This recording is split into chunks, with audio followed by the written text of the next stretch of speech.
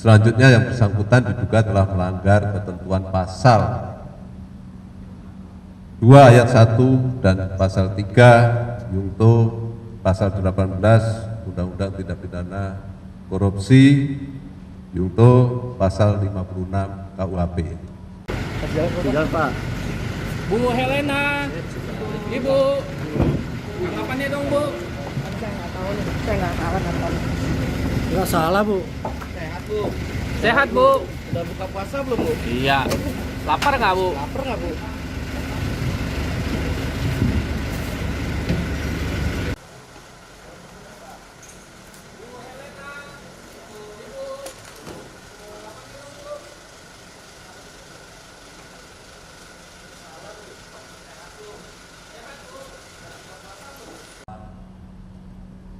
Pada hari ini sebagaimana disampaikan oleh Bidang Tindak Pidana Khusus dalam perkara tindak pidana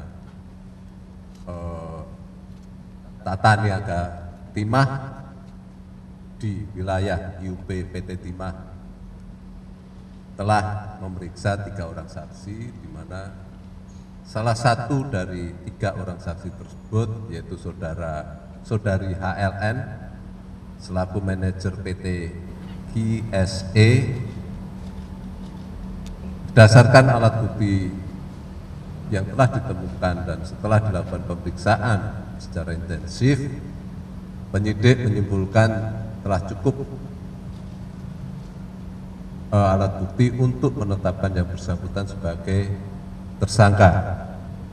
Selanjutnya yang bersangkutan kita lakukan pemeriksaan, dan untuk kepentingan penyidikan kita lakukan penahanan di Rutan Salemba Cabang Kejaksaan Agung untuk 20 hari ke depan.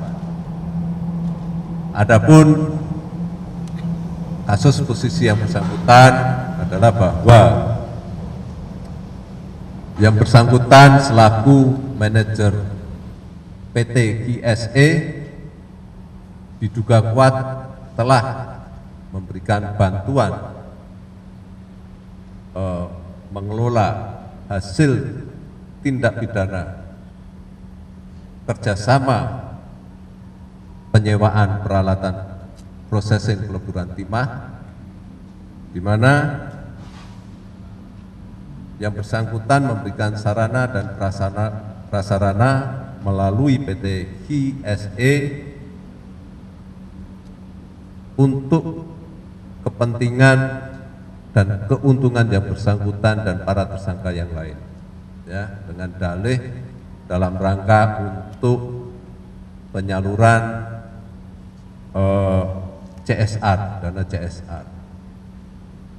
Ya, selanjutnya yang bersangkutan diduga telah melanggar ketentuan pasal 2 ayat 1 dan pasal 3 Yungto pasal 18 Undang-Undang Tindak Pidana Korupsi Yungto pasal 56 KUHP. Mungkin itu yang bisa kami sampaikan, barangkali nanti ada pertanyaan, silakan. Silakan teman-teman media yang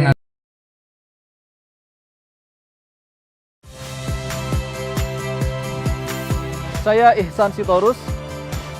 Saksikan program-program Kompas TV melalui siaran digital, pay TV dan media streaming lainnya. Kompas TV, independen, terpercaya.